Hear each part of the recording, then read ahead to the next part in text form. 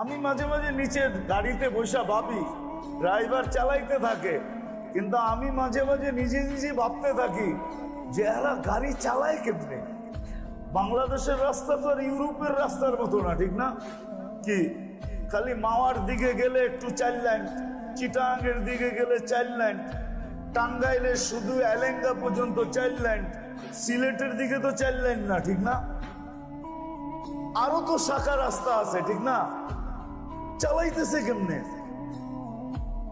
আমি নিজে নিজে মাঝে মাঝে ভাবি যে আমাকে চালাইতে দিলে এত বড় কলজা আমার নাই, আমি তো হয়তো গাড়িও খাইতাম, আমারও খাইতাম। কিন্তু এ তো ঠিকই চালায় নিয়ে আমাকে গন্তব্যে নিয়ে যাইতেছে, আবার গন্তব্যের থেকে নিয়ে আসতেছে। এটাও একটা যোগ্যতা, কিন্তু কি সবার দ্বারা কি সম্ভব নাকি? কি বলেন?